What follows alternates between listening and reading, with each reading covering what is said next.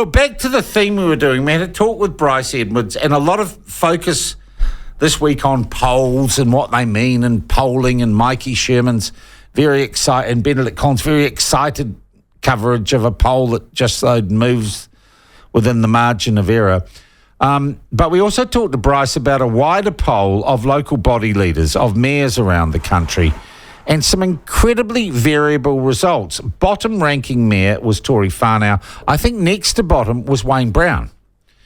But one of the guys absolutely killing it, I think a 44% positive rating, was Nelson's Nick Smith. Oh, did you have a sip of my coffee, Ben, did you? 44% positive rating for Nick Smith, who was, of course, for a long time, a national MP and a cabinet minister. So what's his secret? What advice would he give to mayors who are perhaps less popular? He joins us on the line from Nelson now. Nick, how are you? Yeah, box of birds, Sean, and thank you for the invitation to come onto the platform this morning. All right. How come you are rating your tits off as a mayor? Well, you always have to treat polls with some degree of scepticism. Of course, I'm encouraged by the result. Look, I've been an elected representative in Nelson for over 30 years, and the one bit I do think I have an advantage in a smaller city like Nelson of about 60,000 people is it can be more face-to-face, in this sort of social media era. Most people in Nelson I've had some one-to-one interaction with over that period. I do the market every Saturday, again doing it this Saturday. And I think those sorts of things of just always having your ear to the ground and trying to be a touch across the board. I think the other thing I've tried to be, both as an MP and now a mayor, is true to self. And by that I mean is don't try and be someone I'm not. I am basically a fiscal conservative, and so when it comes to issues like of rates, be quite open about the fact that, hey, I'm not going to do that because it costs too much. And it might not always be popular. I have lots of people say to me, look, I don't agree with you, but I do feel that you say it straight. You say it the way that you see it. And so that may be a little bit behind it as well. Yeah. The other part is I am a little bit fortunate, and I look at that polling result that's quite punishing for Tory Whanau and Wellington. Yeah. And I do think you have to be a little bit charitable in the sense that Wellington's got the front, quite rightly, with the fact that its water infrastructure is just a dog. Yeah. And that goes back decades, and it's all come to a head on Mayor Tory Whanau's watch, and it isn't actually quite fair to blame it for her, albeit as a multi-billion-dollar problem. Now, I'm in the fortunate position in Nelson that actually the council and previous mayors have invested well in water infrastructure. Yeah. The reason I was so opposed to the Three Waters reform is here's a city like Nelson that's built a new dam, spent tens of millions of bucks on good water treatment such that we've got A-plus water, and my fear in being so opposed to Three Waters is why should Nelson ratepayers pick up the bill for Wellington that for a couple of decades been so seduced with big glossy... I might also add, Nick, that Wellington had a major earthquake and did not have the gumption like Christchurch did. While we didn't have the fatalities, that big quake, right, was it 2016, did an awful lot of damage to infrastructure in the city, and we never asked central government for any help, which was just stupid.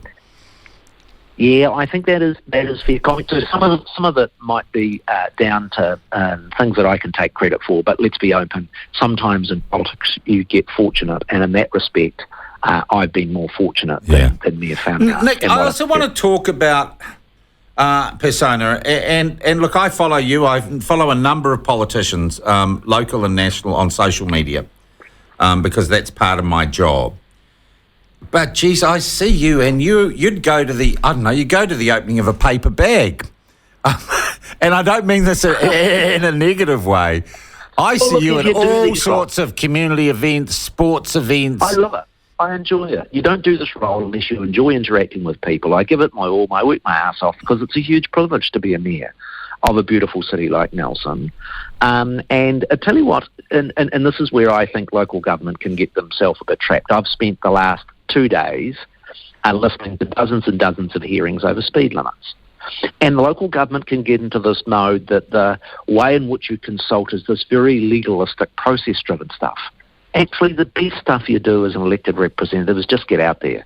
And whether it's going to the opening of the bowling club season or whether it's just down at the beach for the community event where the kids are having a running event, every one of those, the weekend netball, every one of those you go and you're listening to people, you're actually picking up far more sort of intelligence on where your community's at than the people who fill out forms and get very, very engaged in the submission process. And it's like not like a poll on Twitter, is it, Nick? It's not like your social media numbers. Yeah, I know, that's right. And social media gives you a very biased perspective as well. It tends to be a lot more toxic. Nothing like that face-to-face. And the other bit, if I had someone that switched from central government to local government, is I do think local government has become a slave to consultation processes that can be quite unrepresentative of where the main community feeling is. And the main job, in my view, for elected representatives is to get out of that community and to hear those wide range of views. Yeah, it almost seems, Nick, at all sorts of local body levels, there are now a set of rules that almost actively stop councillors and mayors from responding in real ways to what their communities want.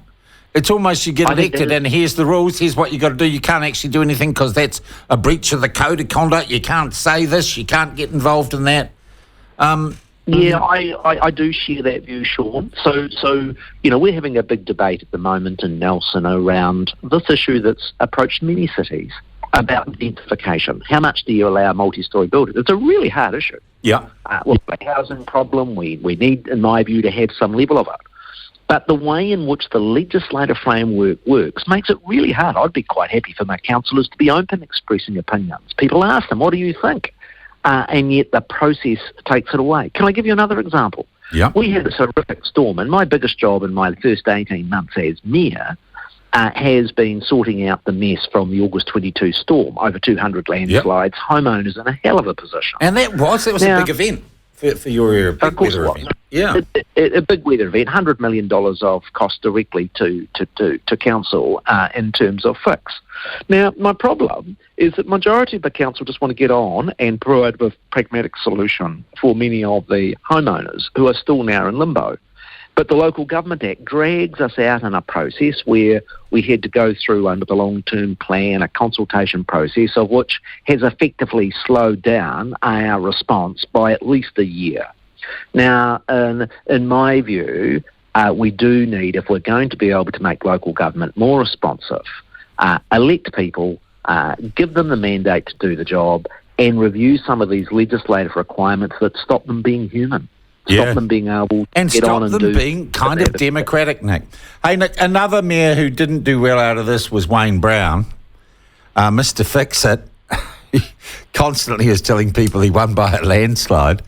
Advice to Wayne Brown, because he doesn't have the excuse of ageing infrastructure in Auckland, does he? Look, a city of 1.5 million people... that's a different order of magnitude to what I'm tackling with 60,000 people. I do think if there is the thing that I think has been most harmful to Wayne Brown's reputation was what occurred during the storm in the early days, and that's just a lesson to all political leaders. And I don't know whether you look at what occurred in Florida in the US storm, or if you're elected representative and the shit hits the fan with a major event, you've got to be all over it, and you have to be, particularly in a social media age, you've got to be onto it very, very quickly. And I do think the key issue of which Mayor Brown was damaged was some of the messiness about his response to... Well, the media were out to get him, Nick. They were absolutely hunting him, to be honest.